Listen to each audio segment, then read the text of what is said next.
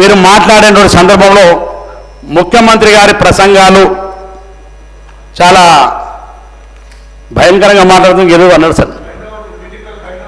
అధ్యక్ష, ఈ తెలంగాణ రాష్ట్ర సంస్కృతిని చెడగొట్టింది ఎవరు అధ్యక్ష?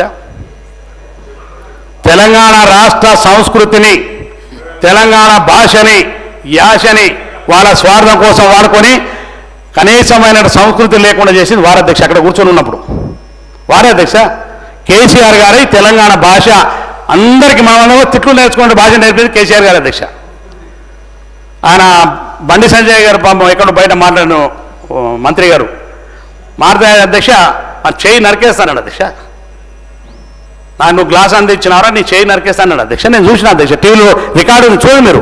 నేను అబ్బాయి చెప్పలేను అధ్యక్ష, నాలుక కోసేస్తా, నా పామాంధ్రుల కోసం నేను తాటబడి కొట్టేస్తా. ఒక ముఖ్యమంత్రి అధ్యక్ష, ఈ రాష్ట్రాన్ని ప్రజాస్వామ్యాన్ని రక్షించడంలో ఒక ముఖ్యమంత్రి మాట్లాడిన భాష ఇది.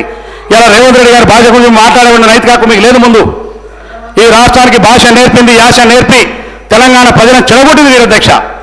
గౌరవ ముఖ్యమంత్రి అధ్యక్ష, వీరందరూ తెలిసేద్దా. ఇవాళ మనం కూడా చూస్తున్నాం అధ్యక్ష, ఒక ఫ్యామిలీ పైన, అది ఎవరింట్లోకైనా కావచ్చు అధ్యక్ష, సోషల్ మీడియాలో కానీ యూట్యూబ్లలో కానీ అధ్యక్ష, చాలా విపరీతమైనటువంటి దుర్భాషలు ఆడుతున్నారు అధ్యక్ష. మనం రాజకీయాల్లో ఉన్నాం అధ్యక్ష, మనం పని చేయకుంటున్నాం, ఇంక మనకు ఏమైనా వేరే ఉంటే నాయకులను మనిషి చేయవచ్చు అధ్యక్ష, తప్పేం లేదు.